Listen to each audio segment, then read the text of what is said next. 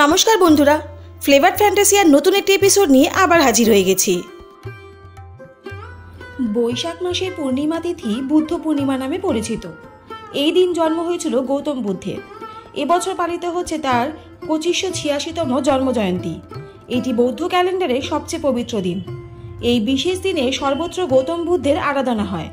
নানান জায়গায় শোভাযাত্রা বের হয়, কেউ দরিদ্রদের দান করে, কেউ করেন ভজন। এই বছর পূর্ণিমা পড়েছে 23শে মে বৃহস্পতিবার সিদ্ধিযোগ তিথিতে। এবছর তৈরি হয়েছে বিশেষ যোগ। এই দিনটি সৌভাগ্য লাভের জন্য অত্যন্ত গুরুত্বপূর্ণ। আজ কেউ মা লক্ষ্মীর আরাধনা করেন, কেউ চন্দ্রদেবের উপাসনা করেন, কেউ পুণ্য অর্জনের জন্য গঙ্গা স্নান করেন, আবার অনেকের বাড়িতেই সত্যনারায়ণ পুজো হয়। এই বিশেষ দিনে ভোগ নিবেদন করুন ভগবান বুদ্ধকে। আজ রইল কয়েকটি বিশেষ পদের সন্ধান।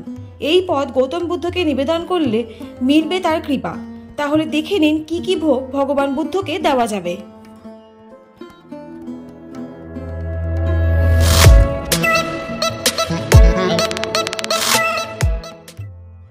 বুদ্ধ পূর্ণিমায় ভক্তগণ ক্ষীর দেয়।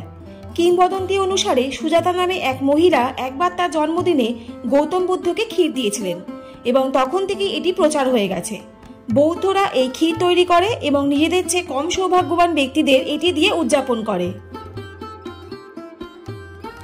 ভগবান বুদ্ধকে নিবেদন করতে পারেন পঞ্চামৃত। এটি বুদ্ধ পূর্ণিমা উপলক্ষে শুভ মনে করা হয়।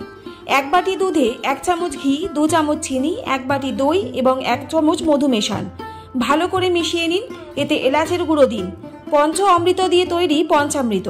এই বিশেষ দিনে এই ভোগ নিবেদন করুন। গৌতম বুদ্ধকে নিবেদন করতে পারেন মোহন ভোগ। দুধ, সুজি, চিনি, ঘি ও শুকনো ফল দিয়ে তৈরি করুন মোহন ভোগ। এটি তৈরি করতে খুবই সহজ। মোহন ভোগ নিবেদনে মিলবে গৌতম বুদ্ধের কৃপা। এই বুদ্ধ পূর্ণিমাতে নিবেদন করতে পারেন বুন্দি লাড্ডু। বেসন, চিনি, ঘি ও জাফরান দিয়ে তৈরি করুন বুন্দি লাড্ডু। এই লাড্ডু নিবেদনে কেটে যাবে জীবনের সকল জটিলতা। গৌতম বুদ্ধকে নিবেদন করতে পারেন সাবুর পায়েস। দুধ, সাবু, চিনি ও শুকনো ফল দিয়ে তৈরি করুন সাবুর পায়েস। এছাড়া আপনি এই বুদ্ধ পূর্ণিমাতে তৈরি করতে পারেন লাউয়ের পুডিং। এটি বিশেষ ভোগ প্রসাদ। লাউ, দুধ, ঘি, চিনি ও শুকনো ফল দিয়ে তৈরি করে ফেলুন এই ভোগ।